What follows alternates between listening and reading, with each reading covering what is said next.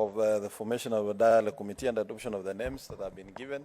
But however, Mr. Speaker, with a rider on the discussions that are going to happen.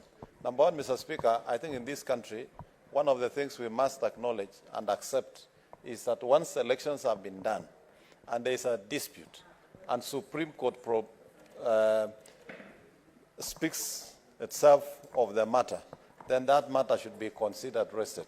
Mr. Speaker, I think as a nation, one of the most important things this committee should not do is to accept and set a precedence that when you lose election, you can actually use violence to get back to discussion and be accommodated within government.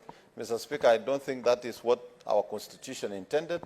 We need to be progressive, and once you lose an election, accept the results.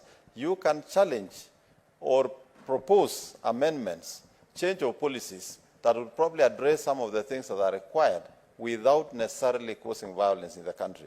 Mr. Speaker, I also want to urge those who are going to sit in that discussion that the center of discussion should be things that affect Kenyans. We in Kenya Kwanza, Mr. Speaker, had already proposed, and I wish the Azimio side would have just graciously accepted our proposal, that we create an official opposition leader position within Parliament, Mr. Speaker, and that was within our plan as Kenya Kwanza. Mr. Speaker, after all this suffering and violence, after the loss of property by Kenyans, after loss of lives, finally the chicken have come home to roost, and Azimio now have accepted that we need to create the position of official opposition, which we proposed, and we thought it is extremely important, Mr. Speaker, that those in the opposition can also be heard in Parliament, Mr. Speaker. Mr. Speaker, as we conclude the dialogue, I would also want to urge those who are going to discuss that the compensation of property destroyed must also be discussed. And I propose, Mr. Speaker, to those who are going to sit there, that the funds should be sourced from political parties that were involved in those losses, Mr. Speaker. Mr. Speaker, I support. Senator Abbas. Yeah. I'm actually disappointed. You have been very selective, giving the members who went to talk. Of the formation of a dialogue committee and adoption of the names that have been given. But however, Mr. Speaker, with a rider on the discussions that are going to happen. Number one, Mr. Speaker, I think in this country, one of the things we must acknowledge and accept is that once elections have been done and there is a dispute and Supreme Court speaks itself of the matter, then that matter should be considered rested. Mr. Speaker, I think as a nation, one of the most important things this committee should not do is to accept and set a precedence that when you lose election, you can actually use violence to get back to discussion and be accommodated within government. Mr. Speaker, I don't think that is what our Constitution intended.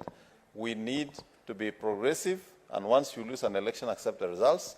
You can challenge or propose amendments, change of policies that would probably address some of the things that are required without necessarily causing violence in the country. Mr. Speaker, I also want to urge those who are going to sit in that discussion that the center of discussion should be things that affect Kenyans.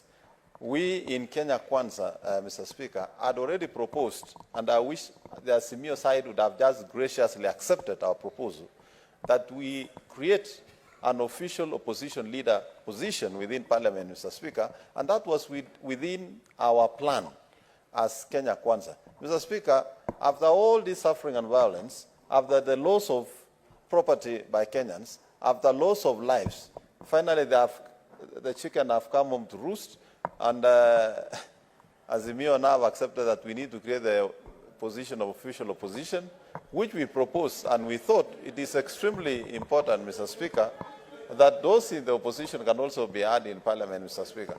Mr. Speaker, as we conclude the dialogue, I would also want to urge those who are going to discuss that the compensation of property destroyed must also be discussed. And I propose, Mr. Speaker, to those who are going to sit there, that the funds should be sourced from political parties that were involved in those losses, Mr. Speaker. Mr. Speaker, I support.